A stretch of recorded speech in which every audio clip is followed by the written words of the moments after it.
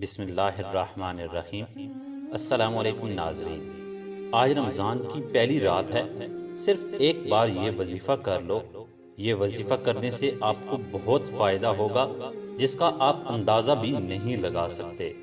جس کا نصیب نہیں بدل رہا، آج کی رات یہ وظیفہ کرنے سے نصیب بدل جائے گا۔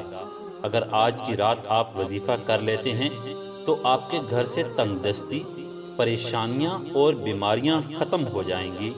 ناظرین، رمضان کی پہلی رات سونے سے پہلے یہ 4 تسبیحات لازمی پڑھ لو۔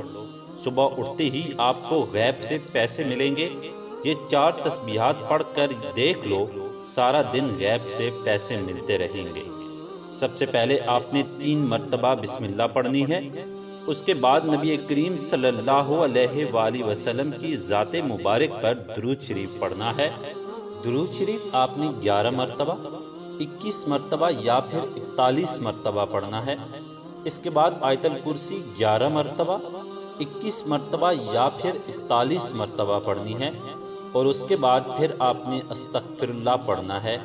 آپ کی مرضی ہے جتنی دفعہ پڑھیں۔ اگر آپ 11 مرتبہ پڑھنا چاہتے ہیں تو ساری تسبیحات 11 مرتبہ پڑھیں۔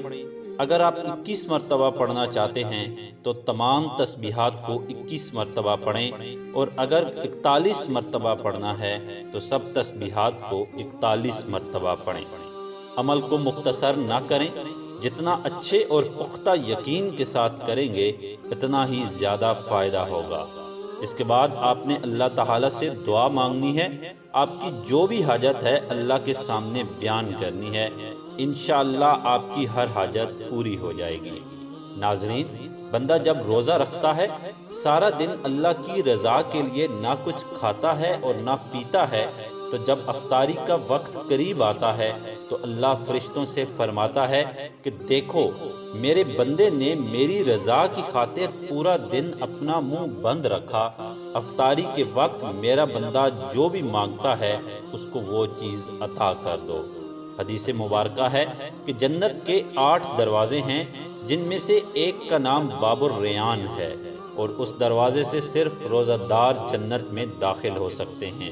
ناظرین، وظیفے کی قبولیت کے لیے پختہ یقین کے ساتھ ساتھ نماز کی پابندی بھی ضروری ہے۔